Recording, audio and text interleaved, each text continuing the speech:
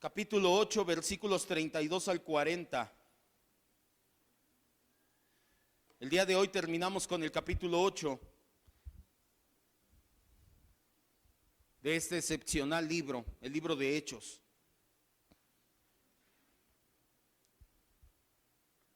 Hechos 8, 32 al 40. Dice así la escritura: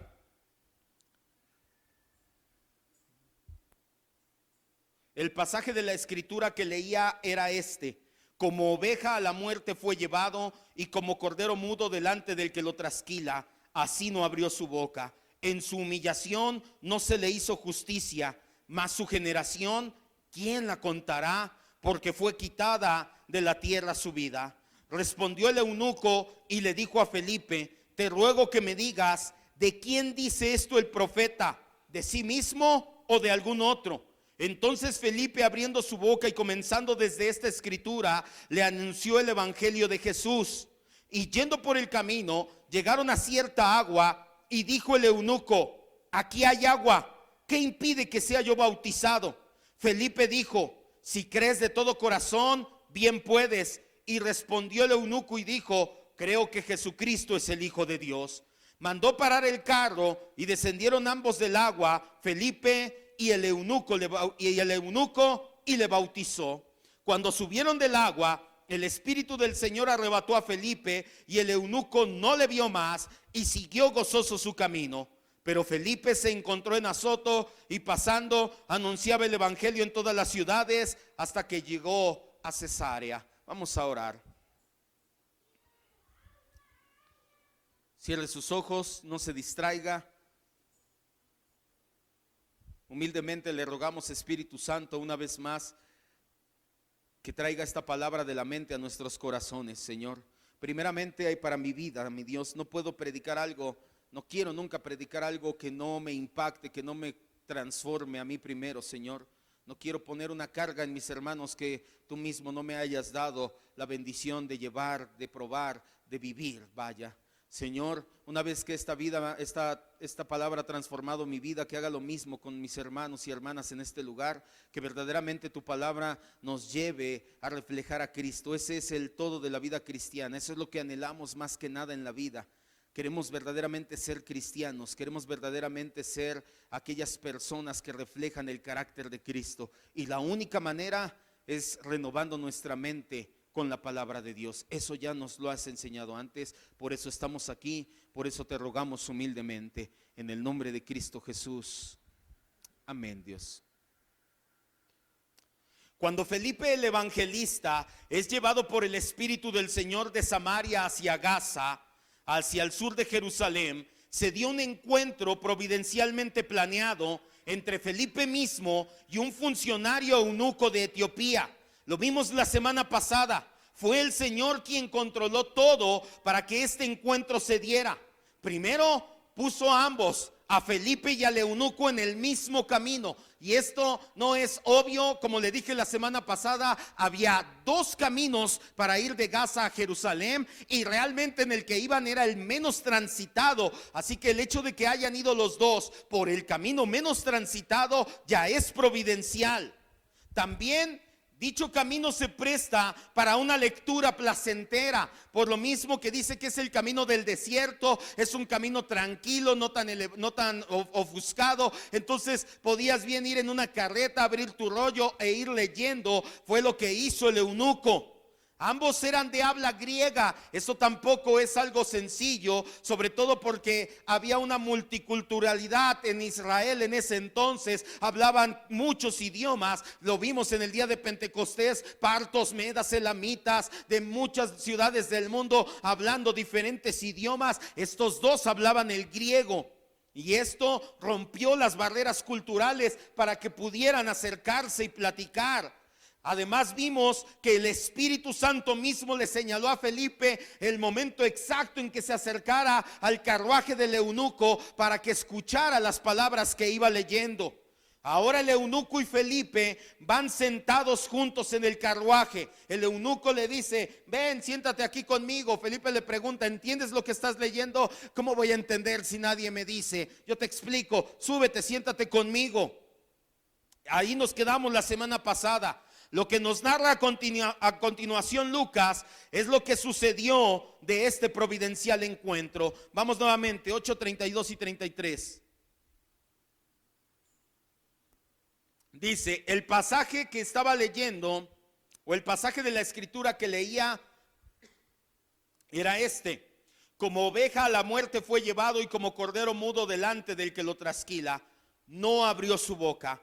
En su humillación no se le hizo justicia, mas su generación, ¿quién lo contará? Fue quitada de la tierra su vida. El libro de la profecía de Isaías. ¿Qué pasaje estaba leyendo el eunuco? El libro de Isaías, le dije la semana pasada. El libro de la profecía de Isaías, primero quiero que entre bien lo que pasaba. No iba leyendo un libro como tal, se le llama libro, pero no es realmente lo que nosotros conocemos hoy en día un códex. Se viene del códex que se va encuadernando para ir pasando las hojas. Eran largas hojas, era una hoja o un rollo, perdón, hecho de hojas de papiro pegadas una por una hasta que quedaba una hoja larguísima. ¿Has visto esas caricaturas donde sale un rollo grandote? Sí, era así. Era un rollo extenso con un pedazo de madera en una orilla y un pedazo de madera en otra orilla, y entonces se enrollaba en las maderas hasta que quedaba algo así pequeño. Lo ibas abriendo y entonces lo ibas desenrollando, desenrollabas una parte y enrollabas la otra, y es como ibas pasando. Fue el antecesor de los touch. Así como vas pasando de repente el touch, así iban haciéndole con el rollo, enrollando y desenrollando. Eso es lo que iba haciendo el eunuco. Iba desenrollando el libro, y después hasta llegar a la parte de Isaías. La columna que leía es el pasaje, acompáñame, Isaías 53, 7 y 8. Deja ahí tu separador, vamos a regresar pronto. Así que no era un libro como tal, no era un códex. Los códex se inventaron todavía muchos años después. Los códex son o códices son los predecesores de los libros como los conocemos hoy en día.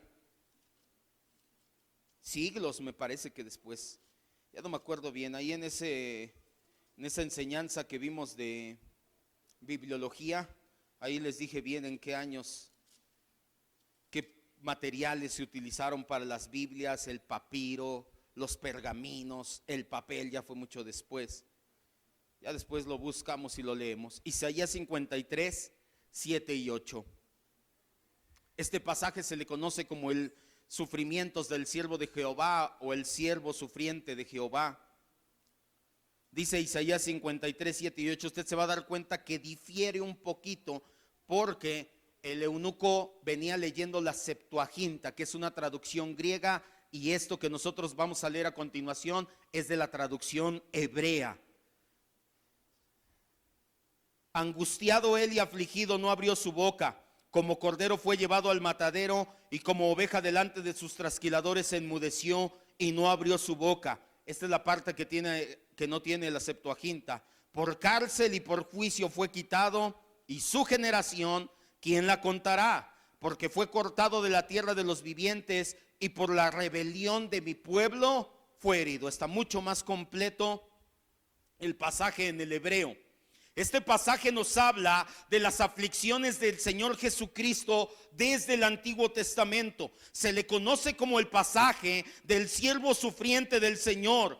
Habla a todas luces de todo lo que iba a pasar el Señor Jesucristo en su estado o condición de humillación. En cristología entendimos que el Señor Jesucristo pasa por dos estados o dos condiciones. La primera es la condición de humillación. Desde el momento en que Él bajó y se encarnó en un ser humano, ya es algo humillante para el Dios Todopoderoso hacerse como un ser humano. Desde ahí hasta el día de su resurrección y ascensión a la gloria se le conoce como el periodo de humillación, pero más específicamente el periodo de humillación, o cuando más intensamente se dio, fue desde el huerto de Getsemaní hasta el momento en que dijo consumado es y entregó el espíritu. En esas cuantas horas, fueron unas cuantas horas, fue blasfemado, fue humillado, fue abofeteado, fue latigueado. La gente pasaba y meneaba la cabeza y decía que salvaba a todos. No se puede salvar a sí mismo. Le hacían burla,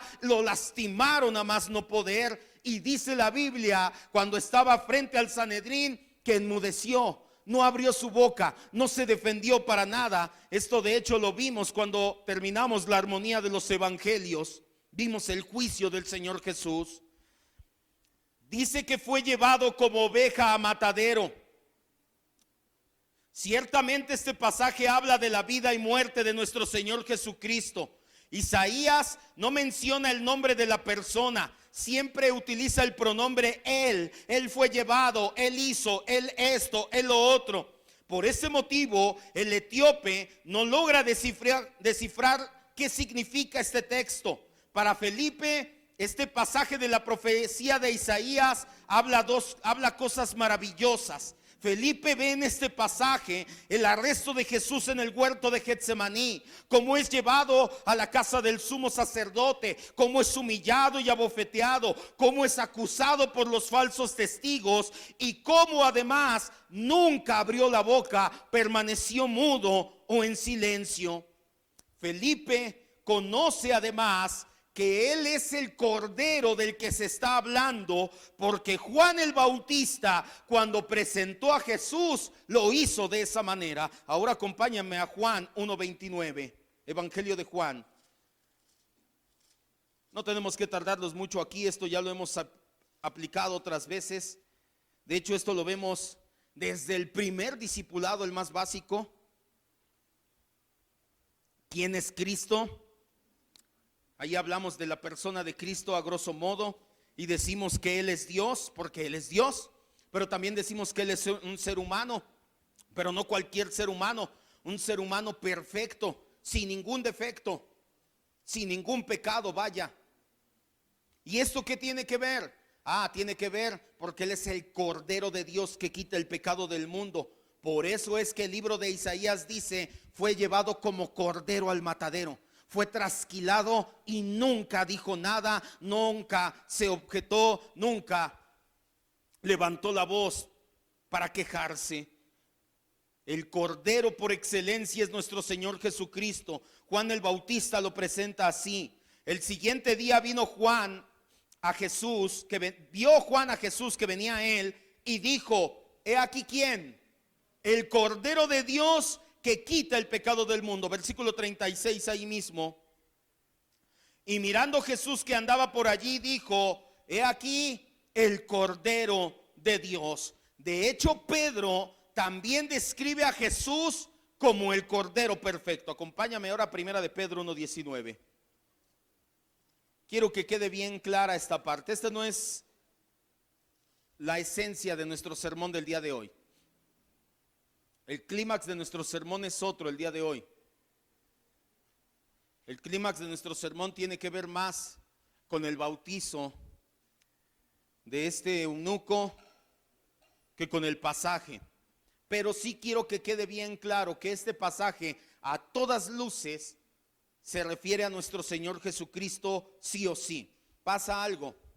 ¿Por qué tiene que quedar claro? No veo difícil en nuestro contexto cultural que te encuentres algún día con un judío ortodoxo, pero los judíos ortodoxos no aplican este pasaje a nuestro Señor Jesucristo. Ellos creen que este pasaje aplica al pueblo de Israel y todas las cosas que ha pasado a través de los siglos, todos los sufrimientos en la Segunda Guerra Mundial, por los asirios, por los romanos, por tantas culturas que los han conquistado. Creen que este pasaje habla del pueblo, de la nación, pero realmente a la luz del Antiguo y Nuevo Testamento el pasaje habla única y exclusivamente solamente del Señor Jesucristo. También podemos hacer a un lado a todos aquellos charlatanes que han dicho que han estado crucificados con Cristo literalmente y que sufrieron lo mismo que sufrió el Señor en la cruz. Nadie puede sufrir lo que sufrió el Señor en la cruz. Solamente uno era capaz, y ese fue nuestro Señor Jesucristo. No hay más. El pasaje habla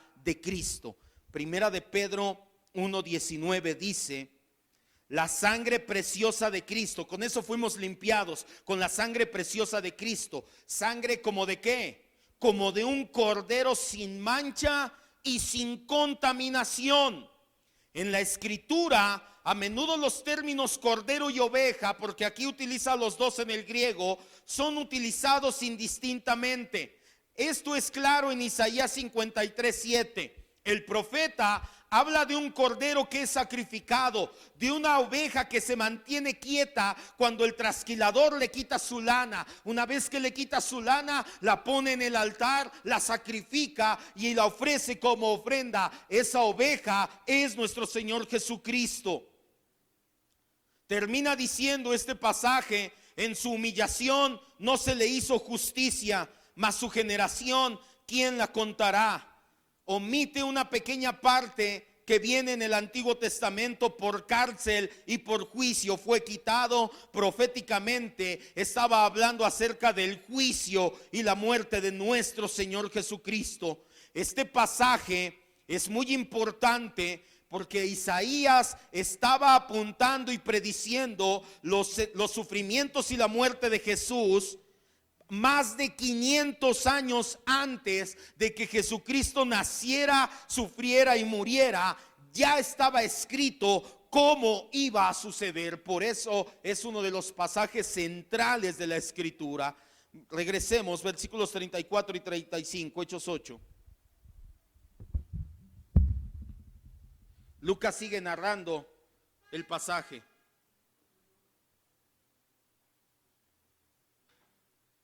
Versículos 34 y 35. Dice: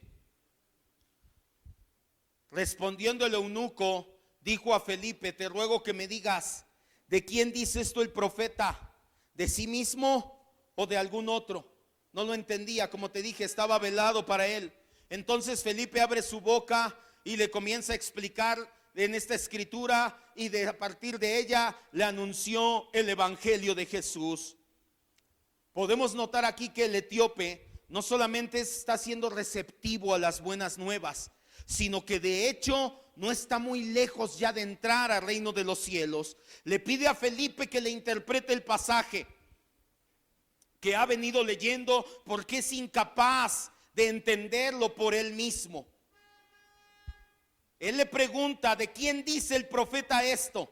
La respuesta de Felipe se resume solamente en un nombre: de Jesús. Cuando Isaías escribió su profecía mesiánica, no estaba escribiendo de él mismo. Isaías veía hacia el futuro, hacia un rey Mesías, a quien Dios llama mi siervo.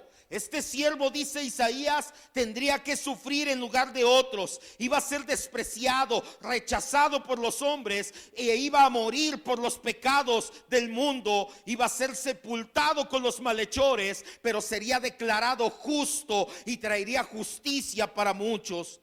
Desde el punto de vista cristiano, no queda lugar a dudas. El texto de Isaías 53 se refiere al Mesías, no al profeta, no al pueblo de Israel. Se refiere a nuestro Señor Jesucristo. Hasta donde podemos entender, los judíos del primer siglo no entendían esta doctrina del Mesías sufriente. Se lo dije no sé cuántas veces. Quiero que levante su mirada y me vea. Durante el evangelio de Juan perdí la cuenta de cuántas veces le dije que los judíos veían a Jesús y decían: este es el Mesías que nos va a liberar de la opresión de los romanos. Los romanos no fueron los primeros. Antes de ellos fueron los griegos, y antes de los griegos los asirios, y antes de los asirios los babilonios. Llevamos casi 500 años, más de 400, casi 500 años siendo oprimidos. Y nosotros vemos en los pasajes de nuestra Torá que Dios va a mandar un Mesías que va a reinar. Entonces ellos volteaban a ver a Jesús y decían: Él nos va a liberar, Él nos va a llevar a reinar. Ellos no entendían que primero iba a venir el siervo sufriente, iba a salvar a su pueblo, pero después, ahora sí va a venir el león rugiente que va a juzgar a los que están en contra de él y a establecer ahora sí completamente su reino. Por eso es que ellos no entendían, ellos esperaban que llegara ya un libertador, ya otro Moisés, otro David, alguien que traiga una revolución y nos levantemos en contra de los romanos. Ellos no entendían que primero se tenía que cumplir el pasaje de Isaías 53, un cordero que es nuestro Señor Jesucristo, perfecto, sin mancha, que se quedara callado ante el rechazo, ante la burla, ante la opresión, y que muriera en nuestro lugar por nuestros pecados. Sabemos que el pasaje del libro de Isaías que leía el eunuco, pero no sabemos todo acerca de la explicación que le dio Felipe de este texto. La Biblia, Lucas no registra cómo le fue llevando en su explicación al eunuco. Solamente sabemos que lo llevó todo a la persona de Jesús. Debemos de asumir, por lo tanto, el hecho de que el oficial etíope tenía el libro de Isaías en sus manos y Felipe le iba explicando el contexto. Todo esto que te estoy diciendo, Felipe se lo iba explicando. Mi nación ha estado esperando un Mesías, pero ellos no entienden que primero tenía que venir el Mesías sufriente y después va a venir el Mesías rey. Primero el cordero y después el león. Lucas nos dice que Felipe comenzó con este pasaje que iba leyendo el eunuco, y poco a poco le fue enseñando las profecías mesiánicas y todo aquello que apuntaba hacia Jesucristo. Llegamos a la conclusión de que la enseñanza de Felipe estuvo compuesta de secciones del Antiguo Testamento explicadas a la luz de los sufrimientos, de la muerte y de la resurrección de Cristo. Vaya, él empezó a decir: si escuchaste que en Jerusalén hace un par de meses un Jesús llamado así, así, así. Sí, escuché. Es que la Biblia, la profecía dice de él que así, así, así y así. Implícitamente, el texto también nos dice que el eunuco puso su fe en Jesús, confesó sus pecados y también expresó el deseo de ser bautizado. Esto nos dice que muy probablemente Felipe le explicó hasta lo que era el bautismo. Él no iba a entender nada más de repente: ¿me puedo bautizar? Felipe le explicó el evangelio y le dijo: es más, nos hemos bautizado. El día que Pedro predicó, 3,000 se bautizaron. Acabo de ir a Samaria y la gente se bautizaba, porque el bautizo simboliza lo que pasó en tu corazón, que tu vida ha sido lavada de tus pecados. Por eso es que el eunuco le dice: quiero ser bautizado. Ahí mismo, versículo 36. Y aquí empieza lo bueno para nosotros. Yendo por el camino, llegaron a cierta agua y dijo el eunuco: aquí hay agua, ¿qué me impide que sea yo bautizado? Ya entendí el evangelio, ya entendí que Jesús es el Señor, ya entendí que todas las profecías apuntan hacia Él, que Él murió en mi lugar, que yo tenía que morir, pero que Él murió en mi lugar. Ahora ya entendí también que el bautizo simboliza externamente lo que pasó en mi corazón, ese lavamiento que me has hecho. Ahí hay agua, ¿qué me impide ser bautizado? Primero vamos a aclarar una vaga objeción a este pasaje. Vamos por partes. Primero, como ya sabemos, Lucas describe, la historia nos dice, la geografía nos dice que el camino entre Jerusalén y Gaza es un camino del desierto. No solamente porque transitaban pocas personas, sino porque era muy árido también. Lucas no nos indica cuánto tiempo llevaba predicándole Felipe el evangelio al eunuco, pero no podemos creer que haya sido un lapso muy largo, que ya salieron del desierto y por eso encontraron agua. En una región desértica, el problema no es dónde encontrar suficiente agua para bautizar a una persona. El problema es dónde encontrar agua. Aquí la bronca no era: ¿dónde habrá suficiente agua para meterlo al agua y sacarlo? No, la bronca era: ¿dónde hay suficiente agua? Aunque sea para llegar y tomar un poco. Algunos con esta mentalidad han llegado a creer que este pasaje en realidad no es verídico, que en el desierto no hay suficiente agua. Sin embargo, registros geográficos nos dicen que cerca de Gaza, ya al final del camino, había un arroyuelo llamado Wadi el Hashi, que corre del norte de la ciudad hacia el mar Mediterráneo. En otras palabras, sí corría un arroyo, sí había suficiente agua. Otra posibilidad es que se juntaran algunos estanques esporádicos y que Dios haya provisto en su providencia un lugar adecuado para que se bautizara. Lo que quiero llegar aquí es que agua Dios en su providencia la podía poner, pero ese no es lo importante. No tiene mucho sentido en realidad tratar de encontrar el lugar exacto. Es que si no sé el lugar exacto donde se bautizó, eso no se realizó. Lo importante es la esencia del pasaje, que es el anhelar el bautismo. Versículo 36, vamos nuevamente por partes. Dijo el eunuco: aquí hay agua. ¿Dónde la encontraron? No sabemos, pero hubo. ¿Qué impide que sea yo bautizado? El texto solamente da las palabras que nos dice el eunuco, pero podemos imaginarnos la emoción, el gozo, la felicidad en su voz. No solamente acababa de recibir el evangelio, le acababan de enseñar del bautizo y dice: mira, aquí hay agua. ¿Qué me impide que me bautices? Me acabas de explicar, de enseñar, y Dios acaba de proveer agua.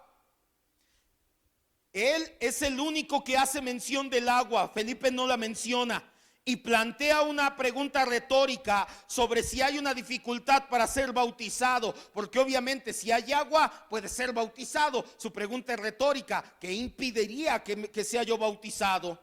La respuesta obvia a esa pregunta es ninguna. Felipe le dice: no hay ningún impedimento. A través del bautismo, Felipe confirma a este hombre oficialmente como un miembro más de la iglesia cristiana. Ya se había hecho el día de Pentecostés, 3,000 personas nacieron de nuevo, los bautizaron. Ya se había hecho en Samaria, los samaritanos creyeron y fueron bautizados y se añadieron como miembros a la iglesia. Ahora se hace con este etíope: él cree, es bautizado y se adhiere como miembro oficial de la iglesia. No pocos se preguntan lo mismo que el eunuco. Hay mucha gente que en la actualidad se pregunta como el eunuco: ¿qué impide que sea yo bautizado? Hay mucha gente que llega a las iglesias, los tienen 2 o 3 servicios, 2 o 3 meses, a lo mucho, unas cuantas semanas. Hay algunos que hay en algunas iglesias, nosotros lo tapamos aquí, esto quedó heredado, no es de nosotros. No sé si lo hacían la iglesia, aquí había antes una iglesia en este local, no sé si lo hacía, pero hay unas iglesias que tienen bautisterio.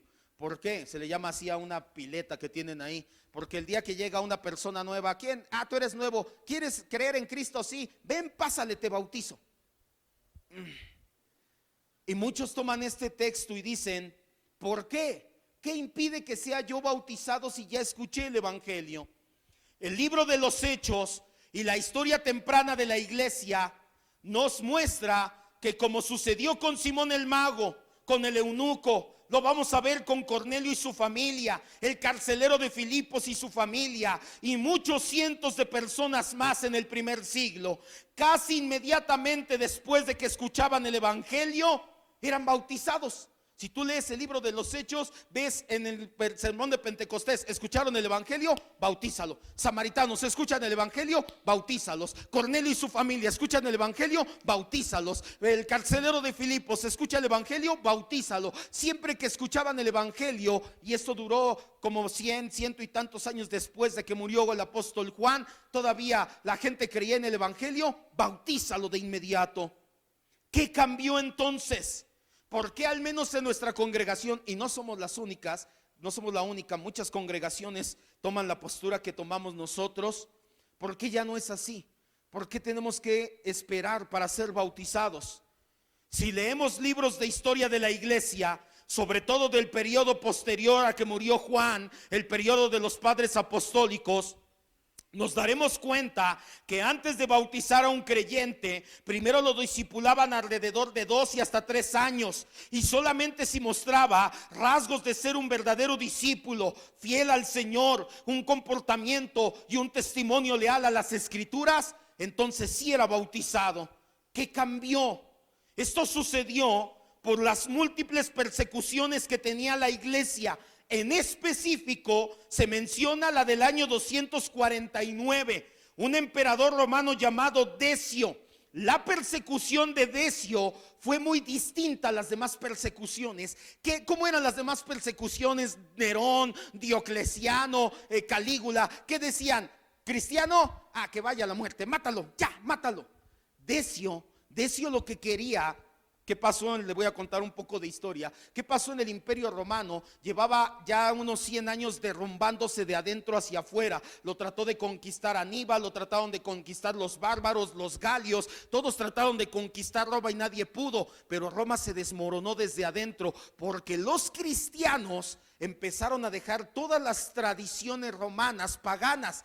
Ellos creían, los romanos, que el imperio se estaba desmoronando porque los dioses estaban enojados con ellos. No era eso. El problema no era que los cristianos no quisieran ser parte del ejército. Para muchos no había gran situación en ello. El problema es que para ser parte del ejército tenías que llevar tu ofrenda, ponerla en el altar, hincarte y decir: el César, el emperador, es mi Dios. Y los cristianos decían: yo peleo por Roma porque aquí vive mi familia, pero el César no es mi Dios, no me voy a hincar.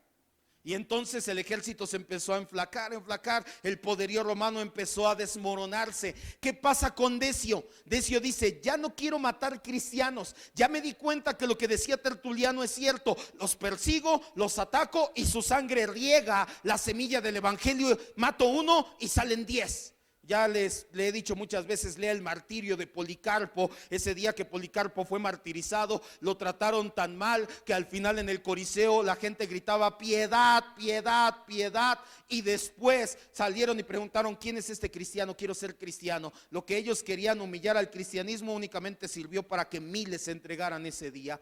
Decio entonces dijo: ya no quiero matarlos, quiero que se cambien otra vez al paganismo. Y entonces Decio lo que hacía era: a ver, todo el que quiera ser ciudadano romano va a tener una hojita, un edicto aquí. Vas a pasar, vas a ofrecer holocaustos a mí como Dios, y cada vez que lo hagas se te va a dar una hojita, un certificado de que ya eres ciudadano. Y entonces pasabas en la calle y los soldados, la policía: tu certificado. Y si eras cristiano verdadero decías: no tengo certificado porque el César no es Dios, Cristo es Dios, no el César. A la cárcel. Había algunos cristianos que de inmediato dijeron: sí, aquí está. Hubo algunos, yo no los considero más inteligentes, hay algunos historiadores que sí, que ¿sabes qué es lo que hacían? Una lanita y dame mi certificado. Y así, ya no me hinqué, pero traigo mi certificado. Híjole, yo no lo haría. No por otra cosa, pero es lo mismo que los 3 en Babilonia. Me hinco, pero mi corazón está contigo, Señor. Mi no es no, mi sí es sí. Lo que es de más, de mal procede, dice la Biblia, dijo Jesús en Mateo. ¿Qué pasó entonces? ¿Qué quería Decio? Decio lo que quería era que la gente apostatara, que se volteara y dijera: no, ya Jesús, ya no, ya no.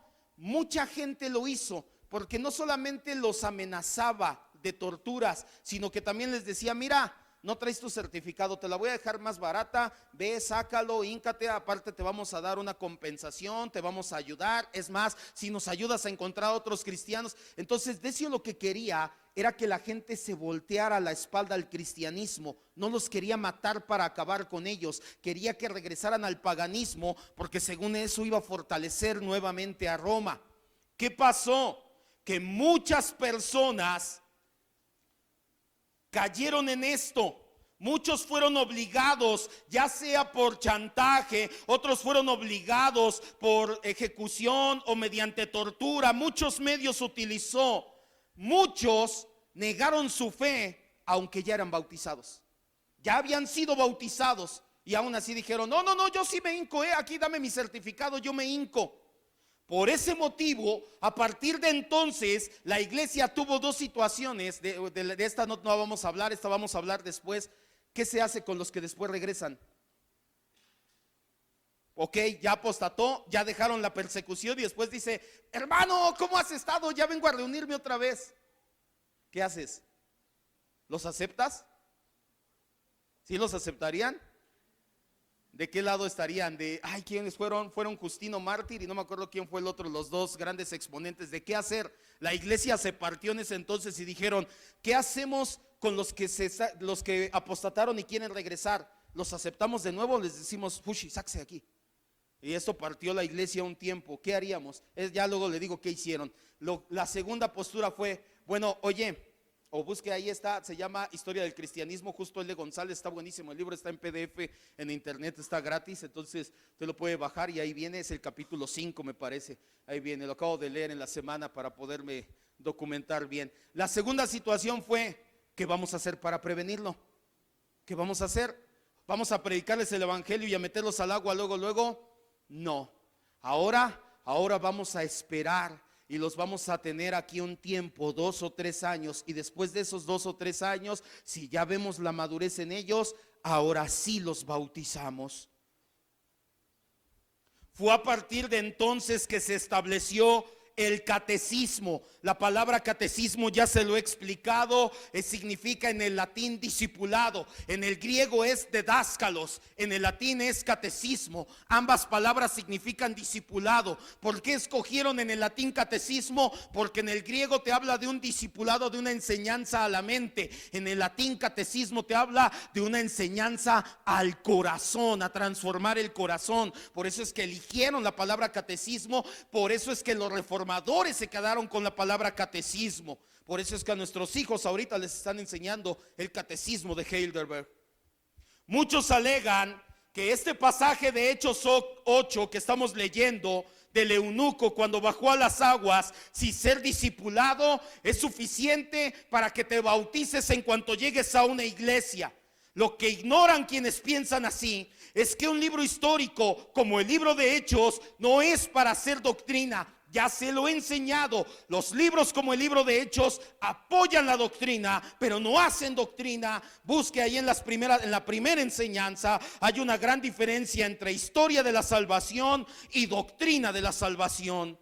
Además, lamentablemente, como hace siglos, la situación sigue siendo crítica en la iglesia. Lo mismo que pasó hace siglos sigue pasando en la iglesia.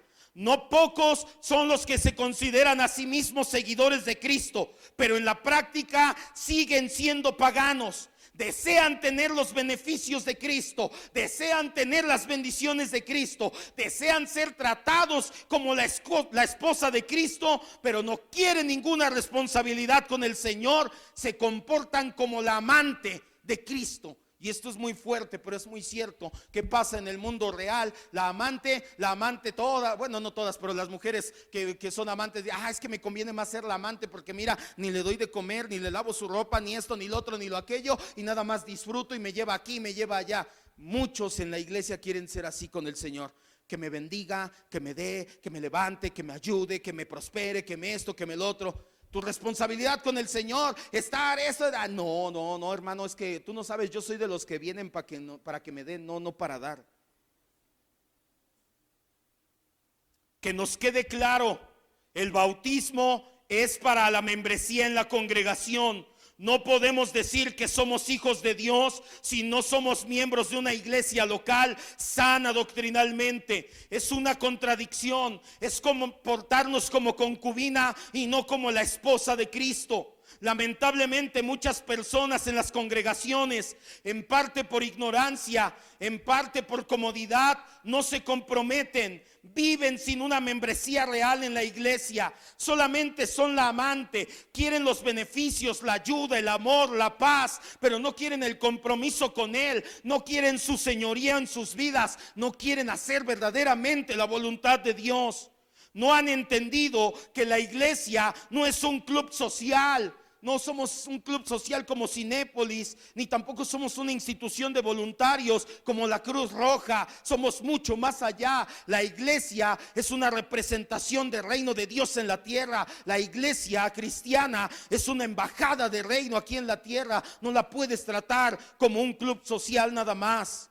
No estamos aquí para vender productos. Hay gente que cree que puede venir a las iglesias. En esta ya me están llamando la atención. No vuelvo a venir en 3 meses y me voy a otra, y me voy a otra, y me voy a otra. Hay gente que salta y salta y salta de iglesia en iglesia cada vez más y más y más, porque no quieren verdaderamente sujetarse y comprometerse a una iglesia local. El día de hoy en la mañana terminamos ya el primer propósito divino en el discipulado. Fuimos hechos para adorar, estamos hechos para adorar. ¿Sabe cuál es el segundo propósito? Estamos hechos para ser parte de la familia de Dios, para congregarnos en una iglesia local. Ahí vamos a adentrarnos mucho más en esto que le estoy diciendo. Llegue temprano, a las 10:30 lo estamos empezando, y escuche lo que es ser verdaderamente un miembro de la iglesia cristiana. Si usted nada más viene y no está haciendo nada más, usted, una de dos, va empezando, también se vale, vamos empezando, poco a poco se va trabajando, pero si ya tiene tiempo y no hace nada más, entonces usted a lo mejor está cayendo en la comodidad de vivir como la amante y no como la esposa. Y la Biblia dice que Cristo tiene su esposa. Nunca habla en ninguno de los 66 libros de un amante del Señor. Permítame. Toda la membresía tiene un costo. Eso es algo indiscutible. Yo tengo mi membresía en el Sams, cada año me llega para que la pague 300 pesos, no recuerdo cuánto es, 200 y tantos, ya ni me acuerdo, ya no me acuerdo cuánto es.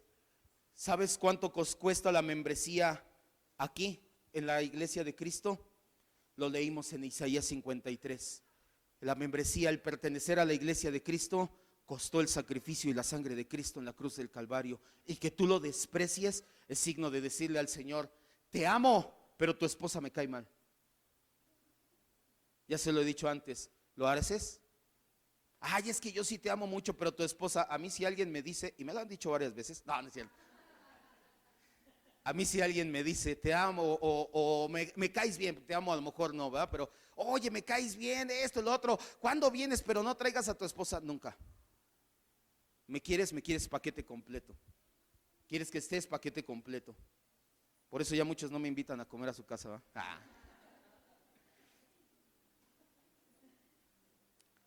El costo de nuestra membresía es la sangre de Cristo, el siervo sufriente del Señor. Lo que leímos en Isaías 53 es el costo de nuestra entrada al reino de los cielos. Pero tú, si tú vives sin una membresía en una iglesia, no estás reflejando una salud espiritual.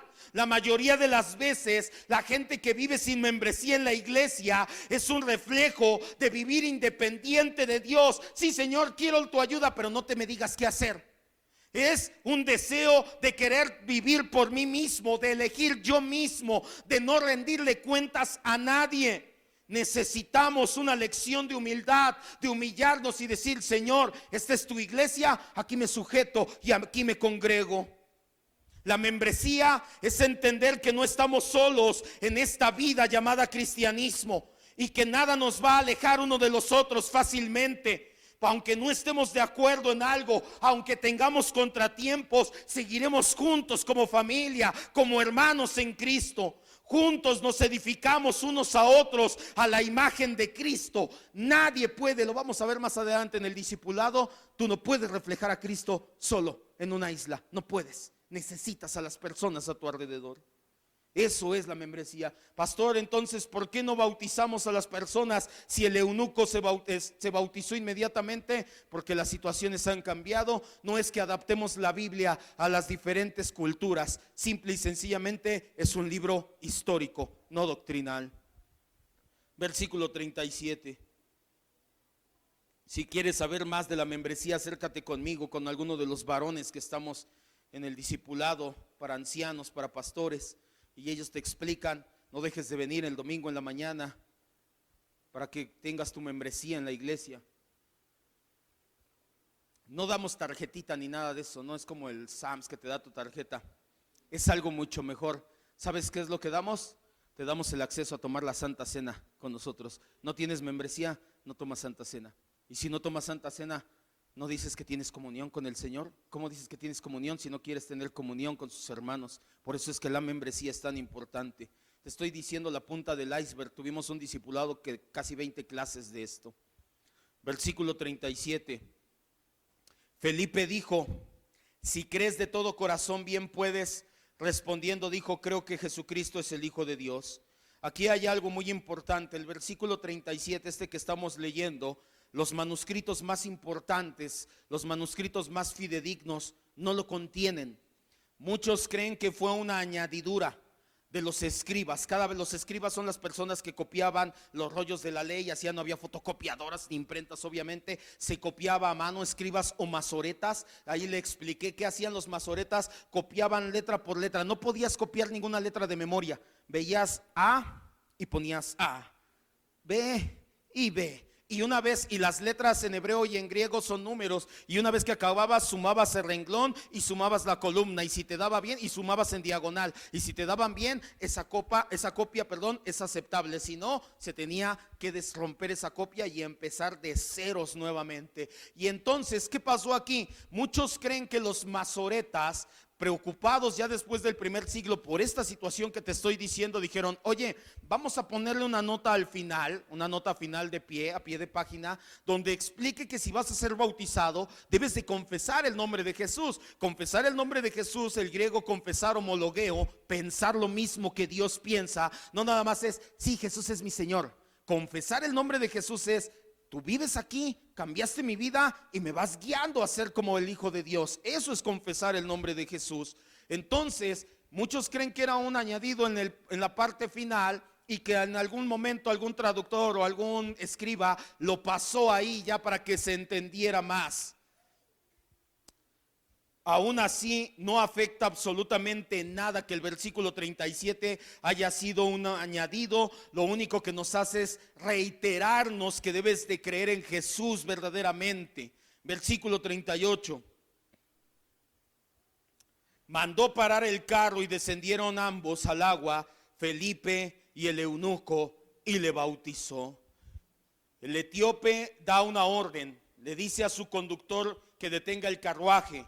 Ambos descienden al agua, Felipe le bautiza. Por el contexto y por el griego original entendemos que lo sumergió completamente en agua. Es otro de los motivos por el cual nosotros no bautizamos por decantación ni por aspersión. Pastor, pero me acaba de decir que es un libro histórico. Sí, pero los libros doctrinales como el libro de Romanos nos hablan de eso precisamente, y el libro histórico como el libro de Hechos nos respalda lo que el libro doctrinal nos dice. Por eso es que nosotros buscamos la ocasión de ir a un balneario, a un río, o de poner aquí una pileta, una alberca, la llenamos y te sumergimos completamente en agua, porque ese, entendemos, es el patrón bíblico. Con Cristo juntamente morí y con Cristo juntamente estoy resucitado. Entras al agua como un simbolismo de que tu viejo yo, tu naturaleza pecaminosa ha muerto. Sales del agua juntamente con Cristo, como Cristo resucitó, como una nueva criatura. Por eso es que lo hacemos así, el bautizo. El texto es breve, pero aún así podemos afirmar con toda seguridad, en armonía con lo que hacía la iglesia primitiva y con lo que hemos leído en el libro de Hechos, que el eunuco no bautizó en el nombre del Padre, el Hijo y el Espíritu Santo. No fue bautizado así, sino solamente en el nombre de Jesús. Esto para usted ya no debe de tener más dificultad. Ya hemos visto que Pedro, ya hemos visto que los apóstoles lo hacían así. ¿Por qué? Porque en el nombre de Jesús está encerrada nuestra salvación y toda la divinidad. Hablar de Cristo es hablar del Padre y del Espíritu Santo. No es la segunda persona aislada de la Trinidad. Versículos 39 y 40, ya terminamos. Ángel. Cuando subieron del agua, por eso le decía que el texto nos habla acerca de que sumergió y salió.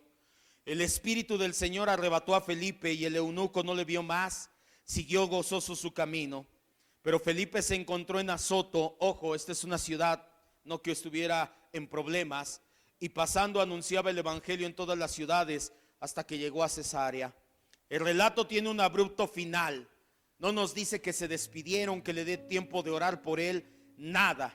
Cuando Felipe fue sacado físicamente de la escena por el Espíritu Santo, así como salen del agua, el Espíritu Santo lo lleva físicamente a otro lado. No sabemos cómo sucedió. Quiero que entienda esto: donde la Biblia calla, nosotros callamos. No podemos entrar en fantasías y especulaciones. Hay quienes he escuchado que predican y dicen: se hizo invisible. No, la Biblia no dice que se hizo invisible. Voló por los aires. ¿Dónde dice que voló por los aires? Porque lo arrebató, se lo llevó como un torbellino.